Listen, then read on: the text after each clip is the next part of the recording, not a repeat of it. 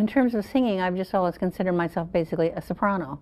You know, I sang a lot of different stuff, and I've never thought that I made, you know, the most important stamp on pop music or anything like that. But what I did that was different from other people, I think. Most people bite their tongues. Linda Ronstadt? She named names. And Elvis was one of them. One of America's most celebrated female voices, sitting in her living room decades after her prime, calmly dismantling the reputations of some of music's biggest legends. Not with spite, but with surgical precision. Not because she's bitter, but because she's finally free to tell the truth. This isn't your typical celebrity feud story. This isn't about tabloid drama or petty rivalries. This is about what happens when a woman who spent her entire career fighting to be heard in a man's world finally decides she's done playing nice. Linda Ronstadt didn't just critique these 7 men. She exposed the ugly underbelly of an industry that tried to silence her for decades.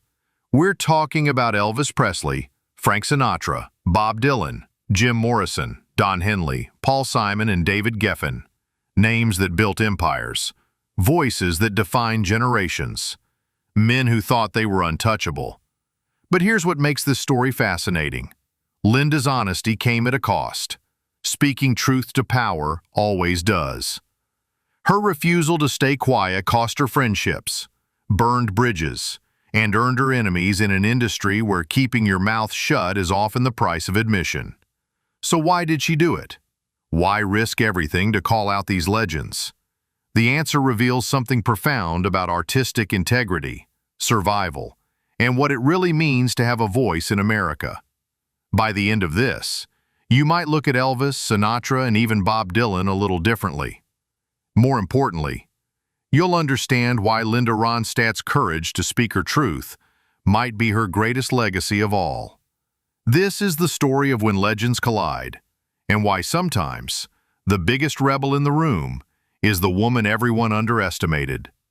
To understand why Linda Ronstadt's words cut so deep, you have to understand the battlefield she was fighting on.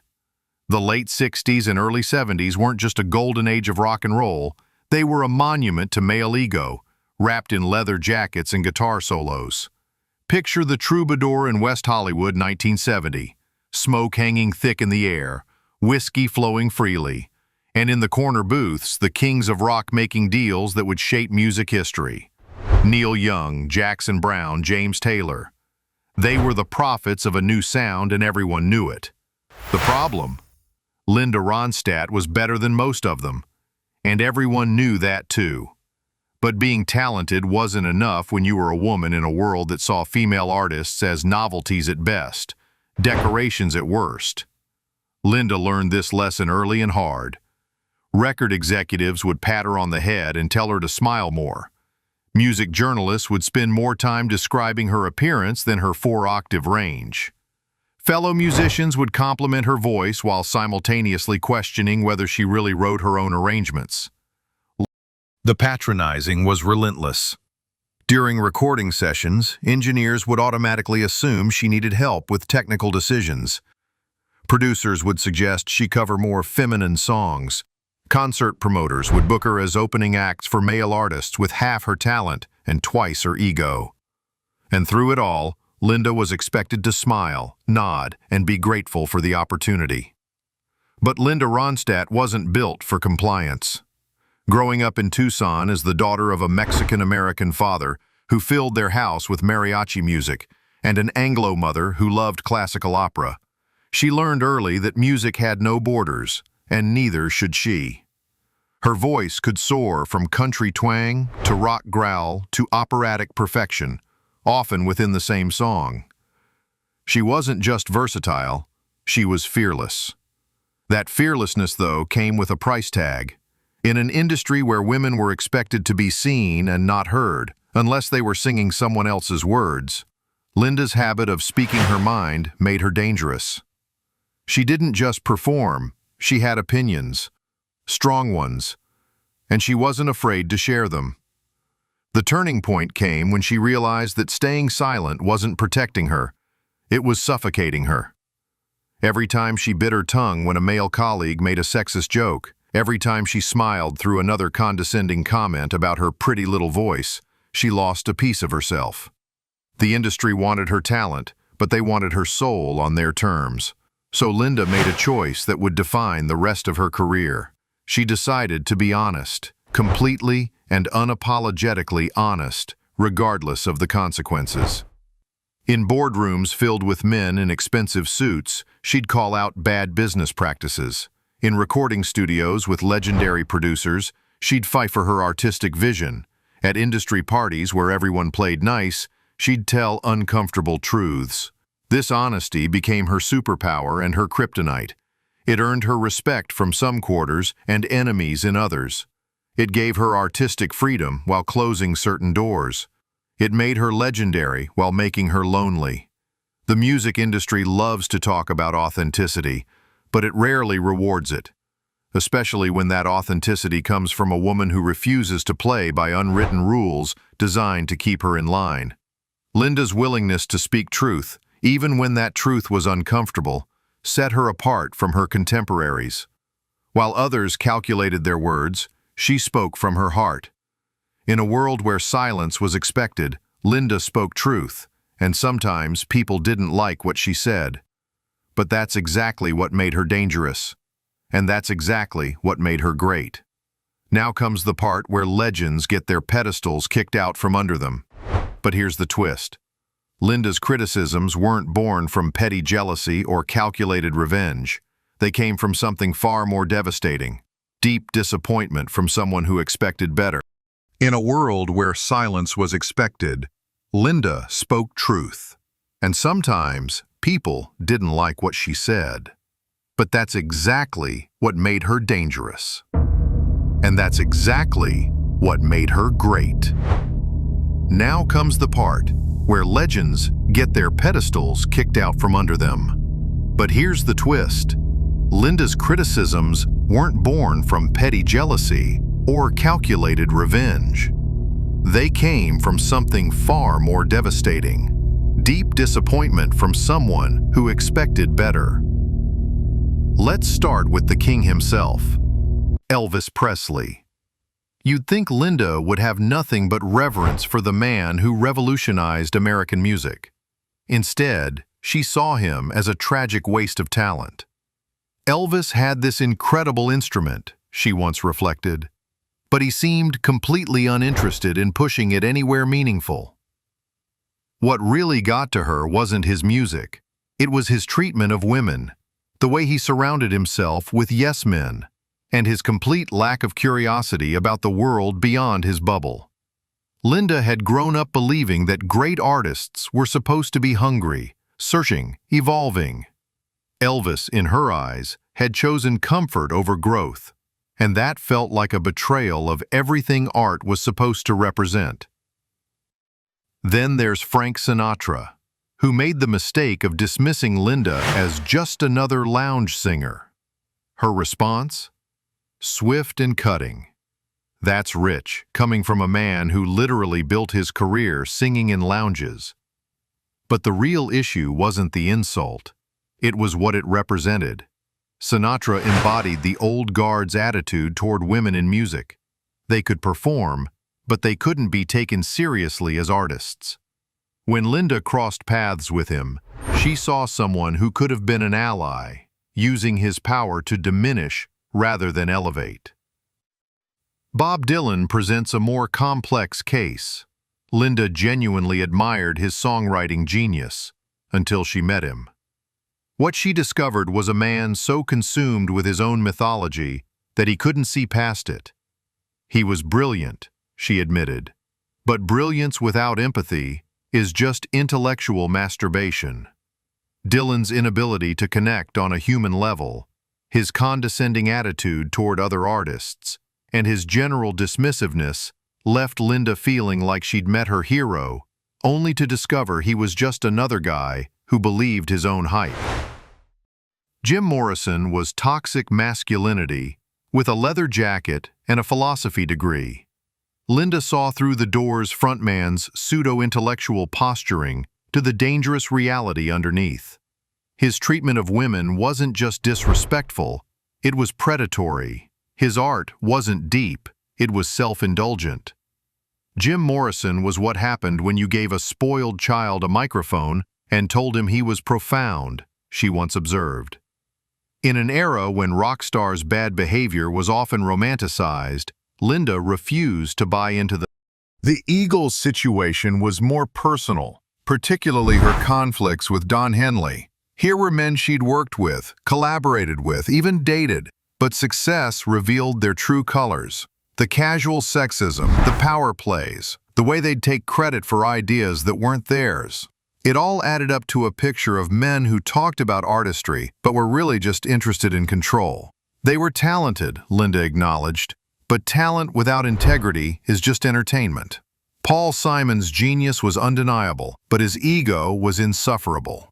Linda experienced firsthand his need to be the smartest person in every room, his inability to collaborate without dominating, and his tendency to treat other artists as supporting players in his personal drama.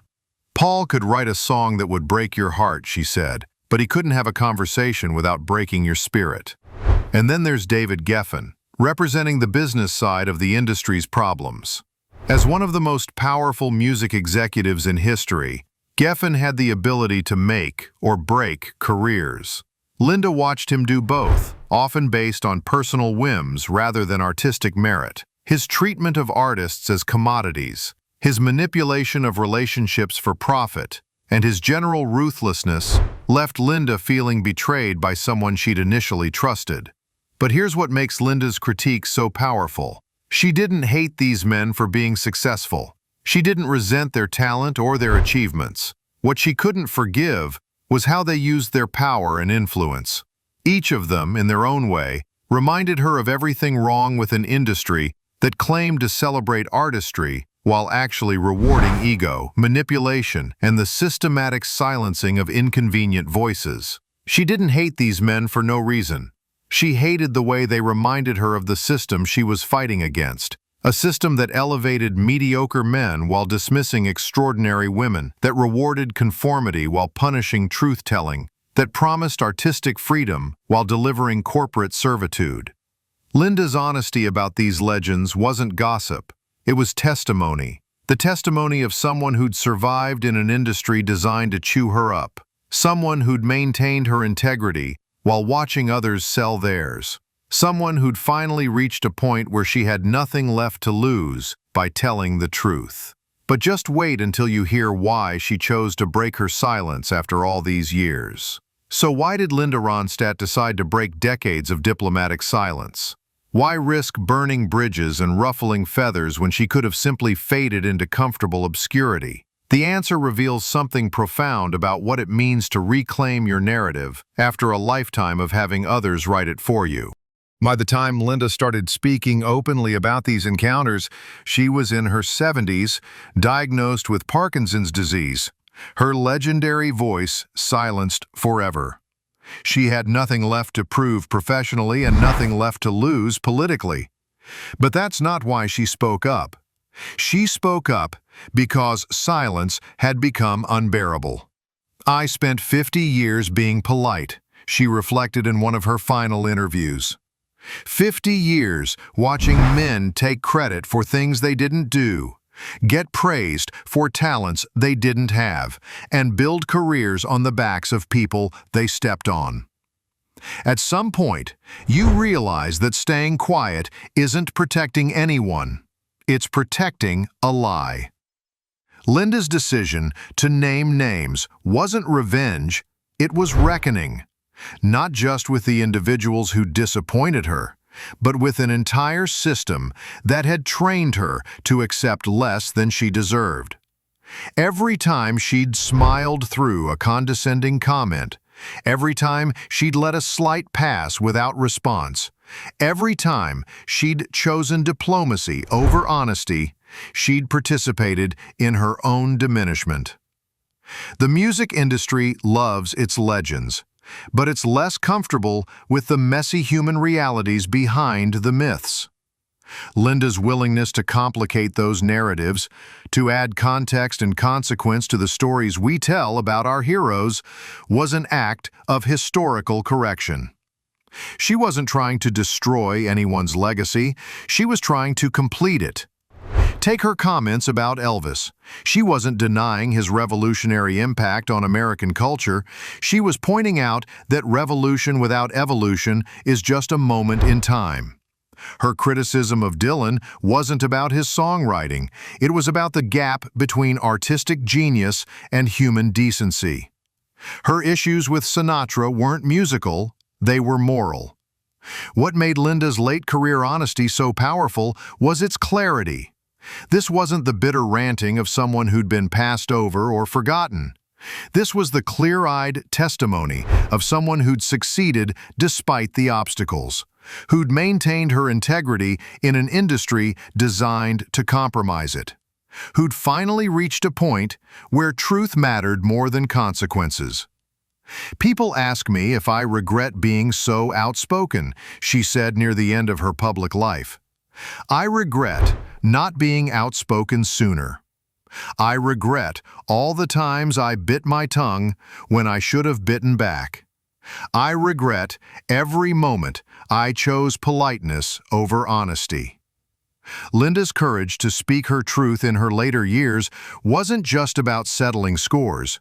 It was about setting the record straight. In an industry that had spent decades telling her story for her, she was finally taking control of the narrative. She was refusing to let history be written exclusively by the winners, especially when she knew the cost of their victories. Her critiques were also a gift. Protect men who'd never protected her. She was giving others permission to speak their own truths. This wasn't gossip. This was a woman claiming her truth and putting a few legends in their place while she was at it. It was Linda Ronstadt, one final time, refusing to be silenced by expectations, conventions, or the comfortable myths that powerful men hide behind. In her own words, "Art without honesty is just decoration.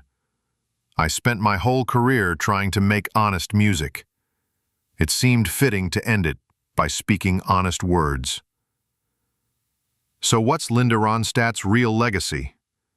Is it her 4-octave range that could make angels weep?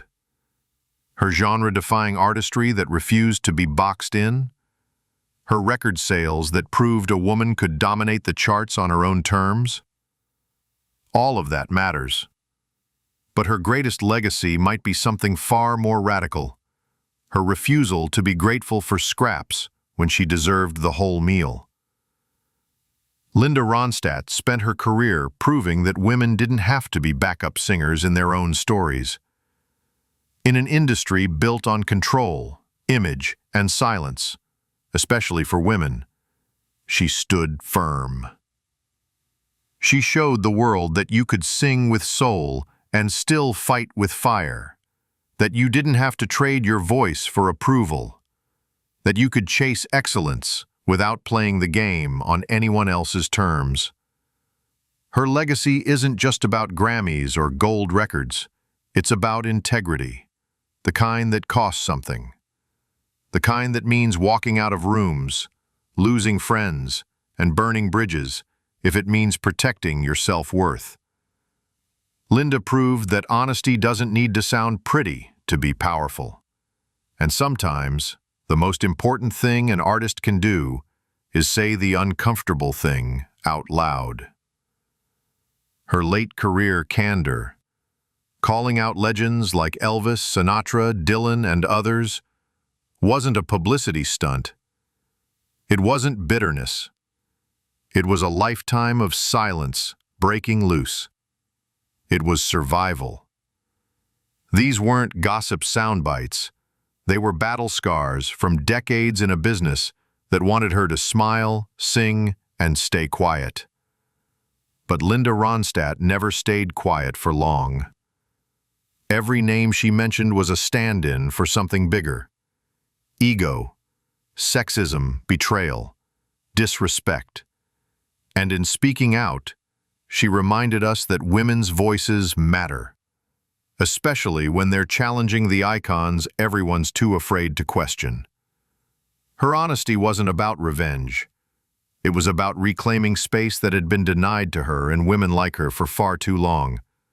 Linda didn't just sing beautifully, she lived courageously. She didn't just make music, she made room for others to follow. She built a path where truth could walk beside talent, not behind it. Because at the end of the day, that's what she really taught us, that finding your voice is only half the battle. Using it is what makes you unforgettable. If this story moved you, hit that like button, not just for us, but for every artist who dared to speak their truth. Linda Ronstadt didn't just name names, she pulled back the curtain on a world most people only see from the outside. And that takes guts. Now it's your turn. Drop a comment below and tell us, were you surprised by any of the names on her list? Do you think she was right to speak out after all these years? Or do you think some stories are better left in the past? We read every comment. Seriously, your voice matters here, just like Linda's voice mattered there.